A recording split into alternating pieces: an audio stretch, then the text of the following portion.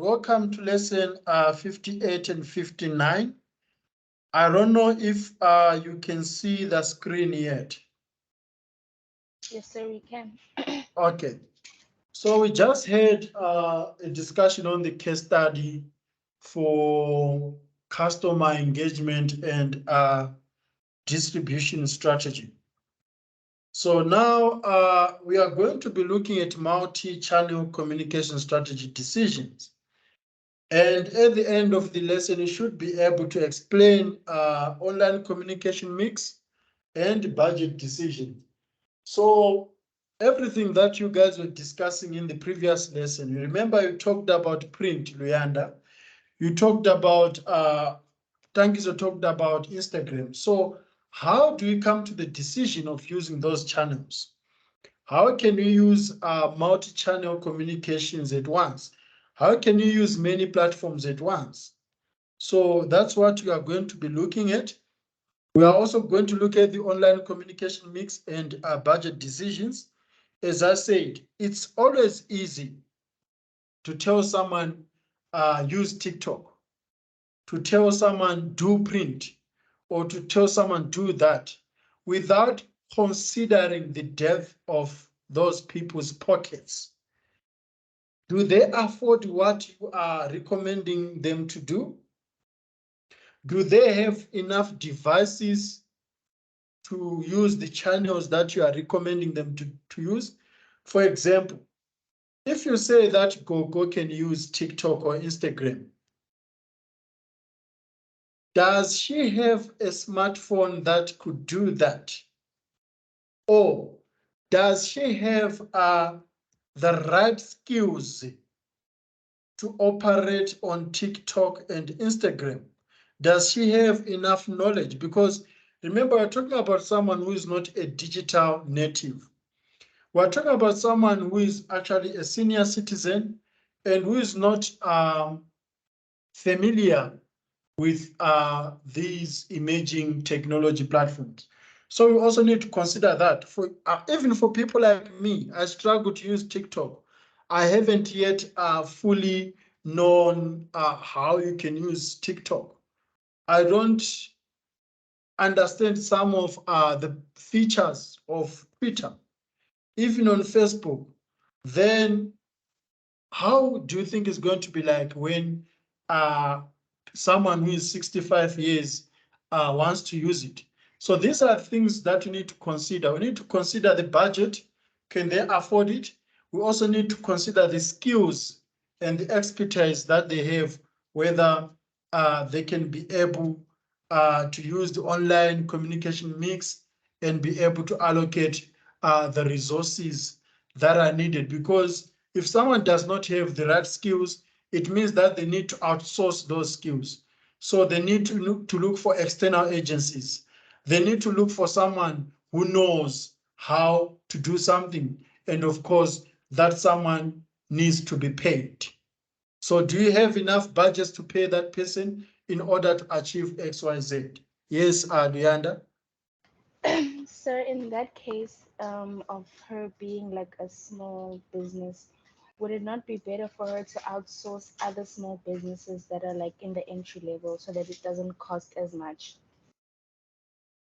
Yes, she can outsource, but she can also start by empowering her grandchildren if she does. How many times have your grandmothers, your grandfathers asked you to help them with their smartphones, for example? How many times have your aging mother asked you, can you help me put airtime on my phone? Do you get what I mean, Luyanda? Yes. So they can have people your age, who are tech savvy, who know how to Yeah. use technology. They can also help them before they think about outsourcing, because looking at smaller businesses, as you are saying, will require to get something out of her pocket. But she can start with her grandchildren. And if she doesn't have her grandchildren, then she can think about others who are like her, who are small businesses. And, the cost can be cheaper compared to getting those big brands. So it makes sense, right? Yes. Unfortunately, you know, most grandchildren, as not as you guys are, do you have the patience of working with your grandmothers, guys? Right? No. Nope. I say my time. Yo, here are the disobedient kids. They ask too Tati many and Kia. questions, then you need to explain the same thing. So the frustration is explaining the same thing over and over again. You'll show her once and then she'll forget. Come on, yeah. Send me the Tati, Kia, are you guys happy to assist your grandfathers and your grandmothers with technology? So I'm always helping my mom. Every time I have to show her the same thing more than once. I always tell her you need to experiment because in order for me to learn what I'm teaching you, I had to try it. I had to press everything that I'm seeing there so I can figure it out. And I feel like that's what they don't understand. In order to learn, you have to try. If you get it wrong, you get it wrong. So Okay. I don't have the patience. Sean. Imagine now they're still asking you, come people, it's not Susan Dungeon. Now you must show them how to post on Instagram. Ah. Then they'll remind you that don't forget that my daughter carried you for 9 months. It doesn't matter. Here, are you there? I'm here, sir. As shy as you are, will you be able to help your grandparents how to operate on these technological gadgets? Um, yeah, yeah. Because My we need to see, guys, if this is going to be practical. You were saying something, Kia? I was saying my she's a fast learner, that one. She gets it quick. She likes things at her age. Anyway, we have got those goggles who don't even need any lessons from us because they are so quick, they know how to do these things. That's But right. we're talking about Gogo. So do you think, guys, if you were a granddaughter for that Gogo Chigwinya, would you help her manage her Facebook page since you guys are tech savvy? Definitely. Yes. Yes. Okay. Sir, We'll I come feel back to like you, Luyanda, with your hand up. Are you saying something, Luyanda? I feel like if your granny needs help with like something in terms of technology and marketing a business, it only makes sense if you are interested in those kinds of things. But if you don't really have interest in that and you're just doing it, then I don't think she'd really make she'll reach her targets the way she would want to, compared to somebody who's passionate about what they're doing. They're not just doing it for the, Granny said I must post this, let me do that. You feel me? Okay. Tati and Kia, you guys say that you would help your grannies. Would it be for free to get experience or you'd like something in return? If Gogochi Gwinya was your granny. I know. I do it for free, but That bat is dangerous. Let's hear that bat. if the revenue is doubling or tripling, then she can pay me just a little bit, not too much. Okay, Kia. I agree with her, yeah. These people don't have family. Luyanda, would you help your granny for free or you'd need something in return? Nothing so mad. Yo, so you guys would actually charge your relatives. But if they're making money and you're taking your time to do the best for them, why not? We all need money, sir. We all need money. No, you'd benefit for them. And let's say, all right, if they make profit and here and there, they get you a dress, they get you, they buy you It was something. in the account. Okay. Give me the man. Give me the money. Yo. 50 I'll 50. buy myself the dress. That's why they'll never use you guys. Yeah, but I get you guys. There's nothing for Mahala. So what you are saying makes sense. So these are also the things that you need to consider sometimes, especially for self-employed people. Sometimes you go out of your way to outsource skills for digital, you know, when you've got people who are tech savvy, but sometimes it doesn't end there. You can have a granddaughter who is so good with Facebook, you know, they know the ins and outs of Facebook, but they don't know anything about digital marketing. I don't know if you get what I'm trying to say, guys. They don't know anything about the target audience. They'll be just posting on behalf of Gogo, but they don't even know whether they are reaching the right people, they are using the right hashtag, or they are getting the right insights or not. So to some extent, it's not only about being tech savvy, it's also about knowing the principles and the practices of digital marketing. So let's now take deeper into decision 7 and 8. So Gogo uses social media to market her business, discuss multi-channel communications, strategy decisions, and online mix decisions. So what is multi-channel communications, guys? When we hear someone say multi-channel communication, what are they talking about?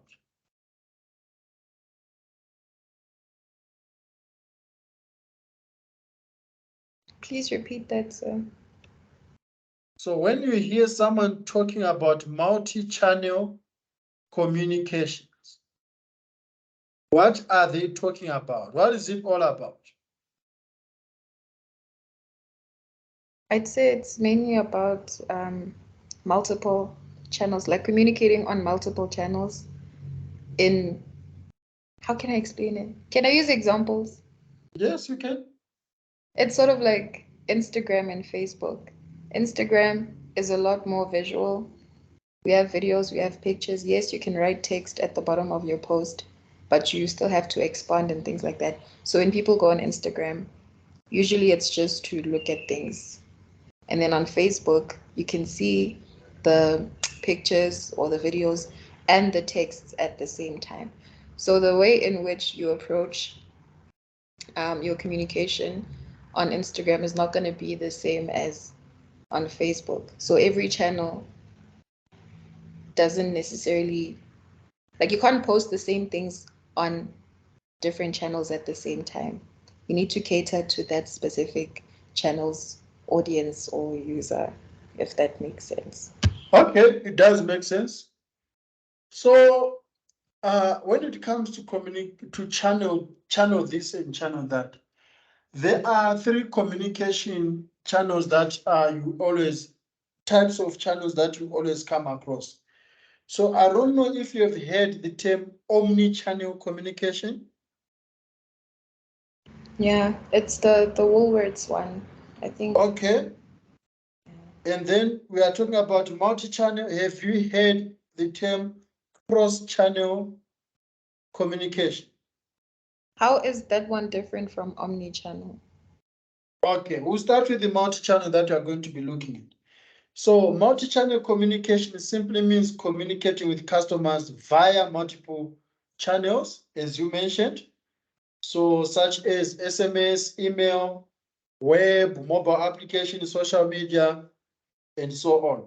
So from an internal management perspective, multi-channel communication involves sending out material and information via multiple channels.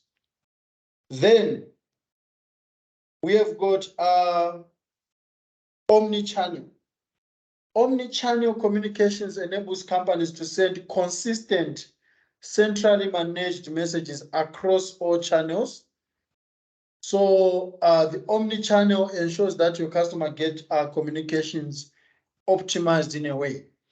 Then cross-channel. Cross-channel communication is primarily transactional. So customers start their experience on one channel and complete it on another. So you start your experience, you found out something about Take a Lot or a promotion on Shein, which is on Facebook, right? It's on Facebook as a channel. You click on that link on Facebook, it takes you to another channel, which is a mobile application where you complete the engagement or the transaction. I don't know if I'm making any sense, Tata. Not really. So cross-channel will be, let me give you an example of an engagement with a customer. Woolworths puts an image on Facebook, right? That image is embedded with a link, or it has got a link, a YouTube link at the bottom. So let's say it's an image of a microwave on Facebook. Then below the image of microwave on Facebook, there is a YouTube link on how that microwave works. So at the end of the day, it becomes a cross-channel because you are using Facebook as a channel. All of a sudden, you want more information about a product, you click on a link, it takes you to another channel, which is YouTube. So you are moving across channel on the same content or on the same product.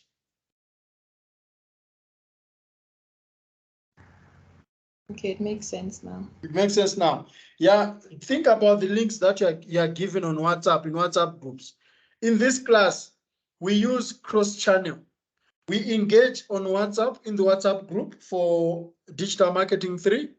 I send you guys links and you go further to Core Campus or to YouTube where you engage further with those videos. So it becomes a cross-channel communication.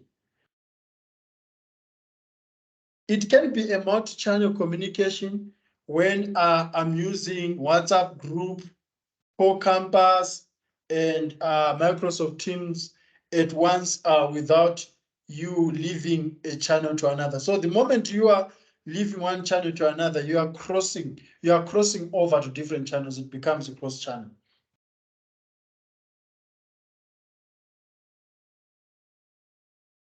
So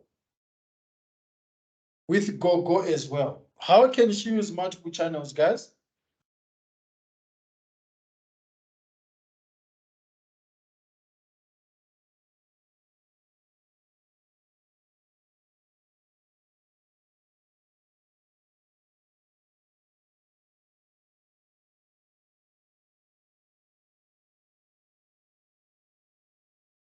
Guys, how could GoGo use multiple channels, and which ones are the right channels other than Facebook? Someone mentioned Instagram and someone mentioned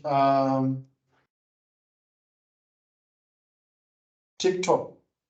So what kind of content can she use on those channels? So do you mean what she posts on Facebook, she can also post on Twitter and Instagram? That's what I'm asking.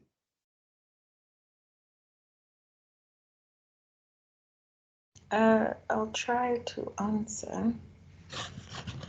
Like what I said earlier on, you can post the same content in terms of media on all of the platforms like Instagram, Facebook, and whatever. But the message that you type out be the same on Instagram and Facebook. Instagram and Twitter, for example, on Twitter, we have character limitations. So whatever Yes. right there, it has to be short. Same with Instagram. If people see the word read more, they probably won't click that because it's Instagram. They're there to look at pictures, they're there to look at videos. And then on Facebook, that's where she can, put down all the details that she needs to put down. So she can use TikTok, she can use Instagram, Facebook. What's the other one? And Twitter. And then on TikTok, the kind of content she can create is sort of like a before and after thing. Not before and after, like the process when she's, doing the decorations. And then at the end of the video, for example, she can show the end product or even parts of the ceremony if she can, if the person who's hosting allows her to take videos and whatnot of the ceremony. Okay, so that's how it gets tricky. What you saying, Tati, is that Gogo needs to be able to know how the channels work before she starts using them for engagement. Is that so? Yes, and also she needs to take into account the attention span of her target market. Okay. So you mean Twitter does not offer links? Links. URL links, yes. Yeah, you can put them there. Okay. Then guys, from your own personal experience and knowledge, which one is more effective between Twitter and Facebook? Facebook. Please motivate. Because um, ish. I struggle with Twitter. I think I don't give myself enough time to know about Twitter. That's why I always prefer Facebook. But I don't know whether Twitter is easier or difficult than Facebook. So I'd like you to help me on that one. So I'd say Twitter is more personal and Facebook is more of like a community type of thing. Okay, how personal is Twitter? A lot of people, or most people that use Twitter, use it to publish or to give their personal opinion on certain things. And then on Facebook, usually it's I don't know how to explain it. But Twitter it's personal. It's more personal. It's very niche. It's a very For niche. example, on Facebook, you can celebrate someone's birthday, which is personal, but I've never seen a birthday celebration on Twitter. Mm. Okay, those are some food for thought. So Yeah, who prefers using Twitter than Facebook here? I use none. Leander, you spend more time on Twitter than on Facebook. I'm saying I don't use any of those two. Yeah. But I think business wise, Facebook is better because it has like you can set up ads, you can set up a business page. You know, there's a lot of tools to help you market your business because you can also pay for them to market and you can say what kind of people you want to reach. Whereas Twitter, you just post and use tags and hope for the best. I'm sorry to say, but Yeah, what do you use? I use Instagram and TikTok, Okay, but I know about Facebook. you're not on Facebook. I'm saying I know about Facebook. Okay, guys, this is very crucial because remember in your F2, there's where you need to review the multi-channel communication mix for Happy Chief. Do you know about that question? Where you need to recommend how they need to improve on their page and stuff.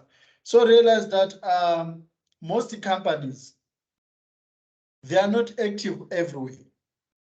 So you see that, let's say Woolies has got 5 million followers on Facebook, yet it has got only less than 1,000 followers on Twitter. Why would it be like that?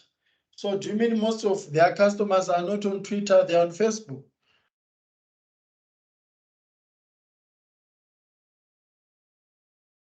Pardon, Do you sir? get? Yes, You're Leanne. saying? I'm saying, can you please repeat that? I'm saying that I've come across many company pages Mm-hmm.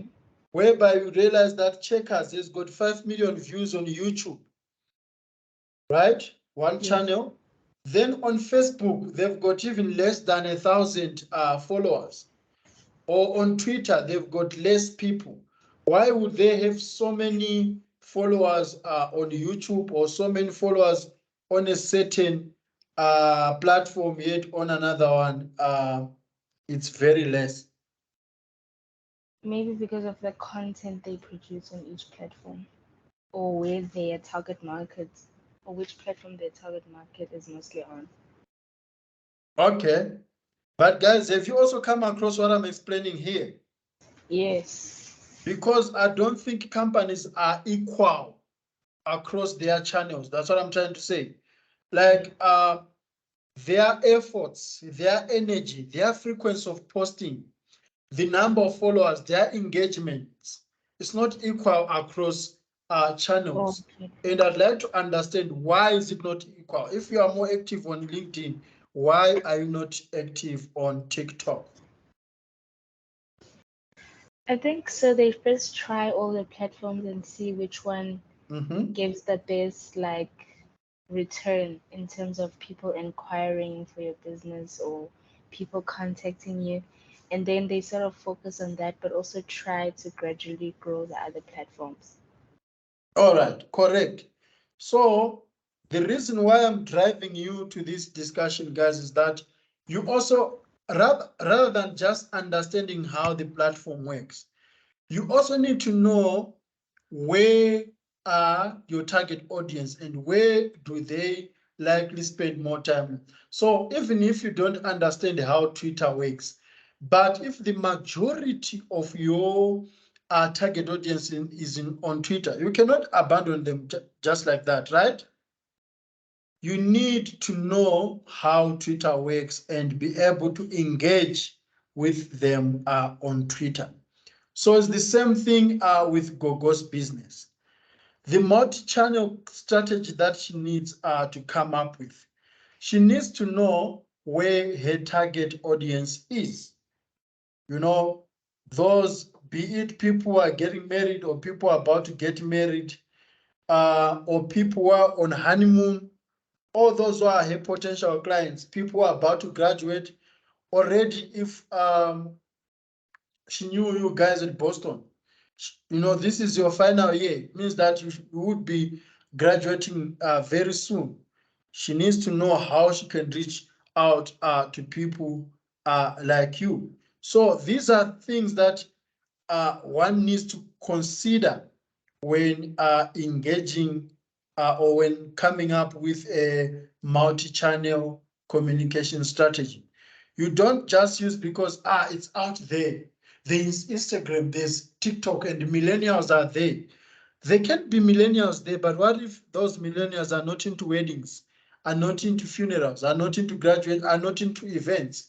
So it means that you'll be communicating with the wrong channel. You need to be able to know that the mix that you are using, the different communication channels that you are using, they can actually give you in a better position to know your audience, as well as to engage with your audience better. Does it make sense, people? Yes, it does. Yes. So there are many instances when sometimes people need to ask themselves deeper questions. How do you feel, for example? I think I've asked you these guys before. How do you feel if you put something on your status? Let's say you put something on your status at 9 a.m. and by now you've got one view, and you know that you've got more than 300 contacts in your WhatsApp. You posted something on your status on WhatsApp, only one person has viewed it. How do you feel? Be honest.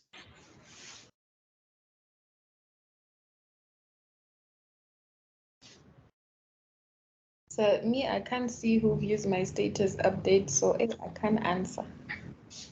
Why don't you see? You are that little crook, that little sort, yeah? They want to stalk other people in peace. Okay. So you are a stalker and you don't care who is stalking you. All right. No.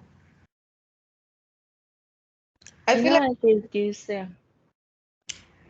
Okay, sorry, you can speak. no, carry on. It's okay. You know how they do.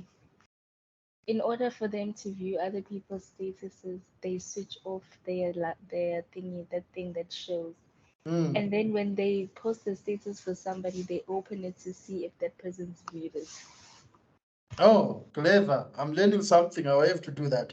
Okay. Yes. All right. I'll start doing that to all those who have saved my number so that I can see your statuses. So those who do not hide anything, you have got blue ticks and they don't hide or remove last seen.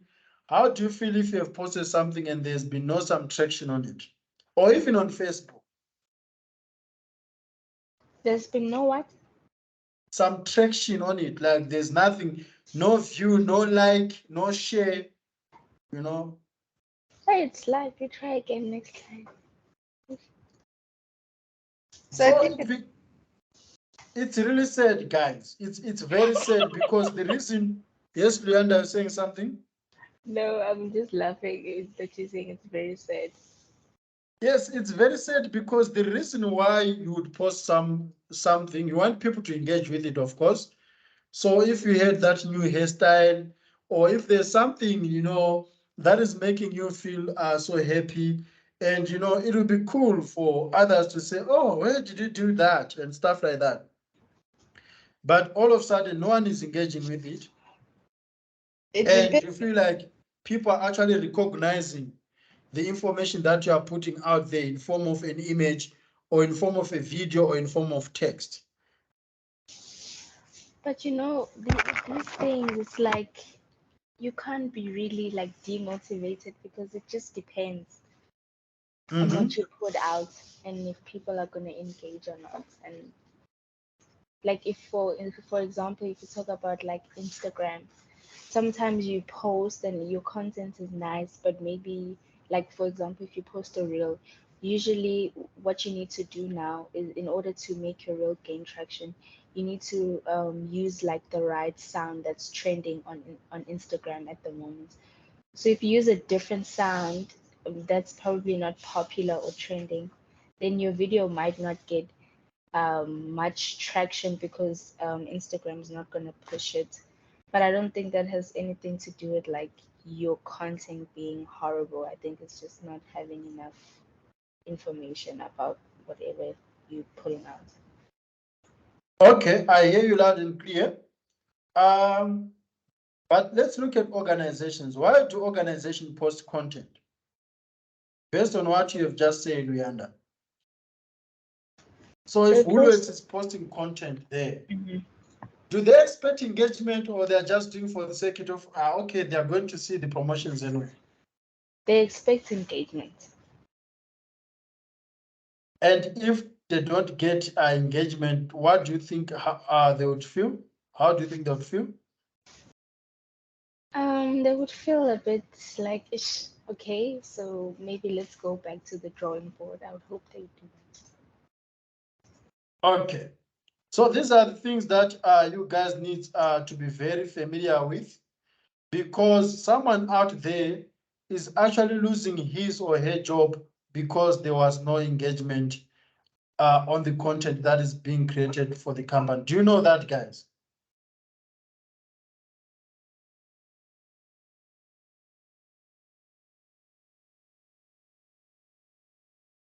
Being a content creator, sometimes it can be tricky, guys. In marketing, I know people think marketing is all exciting and stuff like that. But sometimes there are some campaigns that perform so poorly and they can be blamed on the team managing that campaign. Have you ever had some thoughts on that? On what, sir? Have you ever had some thoughts that there are some campaigns that perform poorly and the management or the team that is spearheading that campaign can be fired for not being effective? Yes. It does happen a lot in marketing, guys. So yes, you might feel like you are not to blame that no one has shared the content or no one is engaged with the multi-channel communication mix that you've used. But at the end of the day, it needs to be part of customer service. It needs to lead to customer retention. It needs to lead to customer acquisition. it needs to lead to customer certification. So using multi-channel communication strategy, it can also give you an opportunity to know which channel is more effective so that you can capitalize on that channel and you can stop wasting resources on the channel that is actually not generating much traction. Are we together, guys? Yes, sir. Okay. So that's how Gogo needs to use her business. You might be shocked, maybe she has tried out other communication channels such as Twitter, and she realized that they actually don't work. In communication, I always hear people saying that it doesn't work for me. If it doesn't work for you, what do you mean by that? Because as much as you'd hate a platform, as I've said, as much as you'd hate a platform, if it's working for your customers, if it is working for customers, there's no need to discard it, as boring as it is. I don't like LinkedIn, but it is a channel that I use at work on a daily basis. That's why I get most insights. So I don't have to like it, but as long as it is helping with my job, then I need to learn more about it. I don't know if I'm making any sense to you people.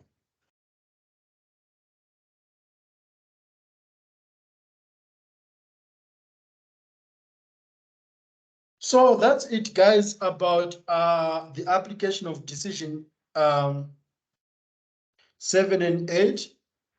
Do you think at the end of this lesson so far, you can be able to take note of these decisions for your own learning and growth about brands?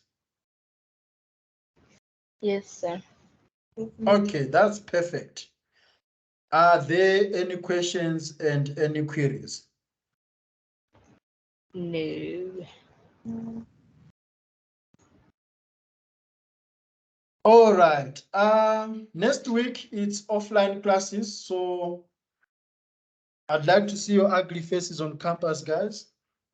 Please don't forget to bring your ugly faces on campus. I'm joking, I'm joking. So I'd like to see you guys on campus, because we alternated. I believe the timetable says we are going to be on campus. Otherwise, see you next week. See you tomorrow in the morning. We've got a class tomorrow morning. Remember, guys, we have got Luyanda. Don't oversleep, please. We've got a class in the morning tomorrow. What So time? let's not talk about next week, guys. I actually thought it was Friday. Okay. So we are meeting tomorrow, Kia. She's sleeping. No, I'm not. You know how not people can be virtual. I'm not. I'm talking yet someone is busy snoring. Anyway, guys, thank you.